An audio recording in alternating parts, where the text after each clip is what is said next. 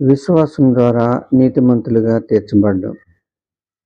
ఏలయనగా శత్రువులమై ఉండగా ఆయన కుమారుని మరణము ద్వారా మనము దేవునితో సమాధానపరచబడిన యెడల సమాధానపరచబడిన వారమై ఆయన జీవించు చేత మరి నిశ్చయముగా రక్షింపబడదుము. రోమా 5:10.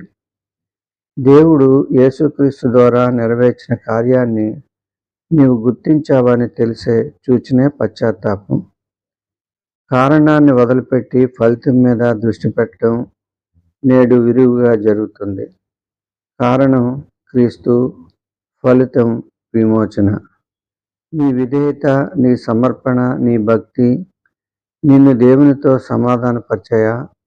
కానే కాదు. క్రీస్తు శిలువ మరణము నిన్ను దేవునితో సమాధానపరిచింది. నీవు దేవుని వైపు మళ్ళినప్పుడు, దేవుడు వెల్లడి చేసిన వాటిని నువ్వు నమ్మినప్పుడు, క్రీస్తు శిలువ బలియాగం అద్భుత రీతిలో నిన్ను దేవునితో సమాధానపరుస్తుంది. నీవు నీ పాపాల విషయంలో పశ్చాత్తాపం పొందినందుకు నీవు నీతిమంతుడు కాలేదు గాని దేవుని కృప ద్వారా మాత్రమే నీవు నీతిమంతుడిగా తీర్చబడ్డావు.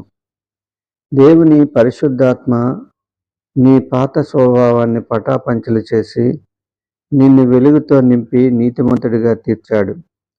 నీవు రక్షించబడ్డావని నీకు తెలుసు. రక్షణ మానవ తర్కానికి అతీతమైంది. దేవుడు అనుగ్రహించే రక్షణకు మూలం మన ప్రభు శిలువ బలియాగం మాత్రమే. క్రీస్తు శిలువ బలియాగం దేవుడు మానవ జాతి విమోచన కొరకు ఉద్దేశించిన పవిత్ర కార్యాన్ని నెరవేర్చి రక్షణ ప్రసాదించింది.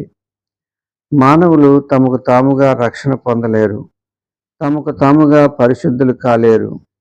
మన రక్షణకు, పరిశుద్ధతకు క్రీస్తు శిలువే కారణం. స్వాభావికమైన మన జీవితాల్లో విమోచన ద్వారా వనగూడిన పరిశుద్ధత నిజంగా దేవుని అద్భుత కార్యమే. క్రీస్తు మన విమోచనను పరిసమాప్తి చేశాడు. యోహాను 19:30 చూడండి.